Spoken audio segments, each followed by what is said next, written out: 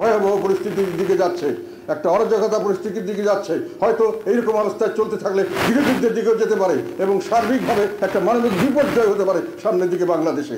কাজে এই জিনিসগুলো খেয়াল করা দরকার আছে। দেশ চালানো একটা ছেলে খেলার বিষয় নয়। এখানে লক্ষ লক্ষ মানুষ, কোটি কোটি মানুষের জীবন মরণ সমস্যা। এখানে একটি সামান্য ভুলের জন্য কয়েক কোটি মানুষ মারা যেতে পারে। কাজে এইগুলো জিনিসকে নিয়ে ছেলে খেলার ব্যাপার নয়, এগুলো নিয়ে সাহিত্য করার ব্যাপার নয়, এগুলো নিয়ে কতগুলো বুলি আওড়ানোর ব্যাপার নয় যে আমি কয়েকটা বুলি দিয়ে দিলাম, কয়েকটা সেই থিওরি করে দিলাম আর দেশ ভালো হয়ে গেল। এত সহজ ব্যাপার নয়। দেশ আবেগ দিয়ে দেশ যুদ্ধ জয় করা যায়, আবেগ দিয়ে দেশ চালানো যায় না। দেশ চালানোর জন্য তার সেই ধরনের উপযুক্ততা লাগে, সেই ধরনের মনোভাব লাগে, সেই ধরনের দেশপ্রেম লাগে। কাজে এইসব জিনিস চিন্তা করেই সামনের দিকে আমাদেরকে এগিয়ে যেতে হবে। সবাইকে আমি দায়িত্বশীল, সবাইকে আমি এই কথাটা আবার বলতে চাই, দেশের ভালোর যদি চান তাহলে দেশকে সকলকে মিলে দেশ চালানোর ব্যবস্থা করেন। বৈষম্য মুক্তভাবে সবাইকে কাজ করতে দিন, অন্যায়ভাবে কিছু করবেন না। বিচার যাদের করার বিচার করে শাস্তি দিবেন, বিচারের নামে প্রহসন করবেন না। অভিযুক্ত হলেই সে দোষী নয়, তাকে দোষী সাব্যস্ত করবেন না এবং তাকে হেনস্থা করার ব্যবস্থা করবেন না। অপমান আপনি যাকে করবেন সেই অপমান আপনার ঘরে আসবে কয়েকদিন পরে। আমরা চিরজীবন কি প্রতিহিংসা আর ঘৃণা নিয়ে এই সমাজকে টেনে নিয়ে যাব? প্রতিদিন আমরা যাকে আপনি ঘৃণা করবেন সে কালকে আপনাকে ঘৃণা করবে, সবসময় আপনাকে ঘৃণা করবে এবং সেও প্রতিশোধ যখন নিতে চাইবেন সেও প্রতিশোধ নিতে চাইবে আপনার কাছে।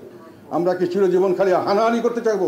দেশ কি কোনো সময় সামনের দিকে যাবে না? দেশ কি কোনো সময় শান্তিতে থাকবে না? আজকে বাংলাদেশের বেশিরভাগ মানুষ অশান্তিতে বসবাস করছে, বেশিরভাগ মানুষ সঠিকভাবে ঘুমাতে পারছে না। রাষ্ট্র, সরকার এবং সরকারি দল একই ধরনের একটা অবস্থান, সেখানে জগা খিচুড়ি। আগে তো একটা ডিসিপ্লিন ছিল, এখন কোনো ডিসিপ্লিন নাই। কে কোথায় কী করছে কেউ জানে না। কিন্তু ওই রাষ্ট্রের সঙ্গে একটা দলও আছে এবং সেই দল, রাষ্ট্র এবং সরকার এক হয়ে গেছে এখন, এবং তারা এক একজন এক এক লাইনে কাজ করছে। আগে তো একসঙ্গে এক লাইনে কাজ করতো।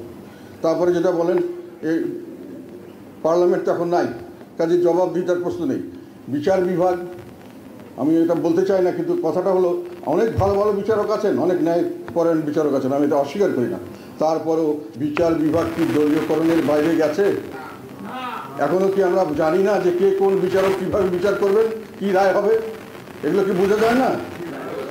এবং দলীয় দৃষ্টিভঙ্গি থেকে বিচার হচ্ছে না। তাহলে আমরা কি অর্জন করলাম? আবার এত মানুষ জীবন দিল, এই জীবন দেওয়ার জন্য যারা দায়ী করা হবে তাদেরকে শাস্তি দেওয়া হবে, তাদের বিচার আদায় করবে, সেটা ঠিক আছে, কিন্তু অর্জনটা কি হলো? কোনো কিছু কি আমরা অর্জন করতে পেরেছি? এবং এখন দেখেন বৈষম্যের স্থান কোথায় এসে দাঁড়িয়েছে। এখন যাকে পছন্দ নয় তাকে আমি শত্রুভাবে একটা শত্রুর সেন্টার একটা জায়গায় চিহ্নিত করছে, নিজের ইচ্ছায়। কিছু লোক নিজের ইচ্ছায় তারা রাষ্ট্র হয়ে গেছে, তারা একই সঙ্গে সরকার, সরকারি দল এবং রাষ্ট্র যেমন ছিল এখনও তাই। রাষ্ট্রকে তারা পরিচালনা করছে সরকার এবং সরকারি দল, সব কিছু লোকের হাতে।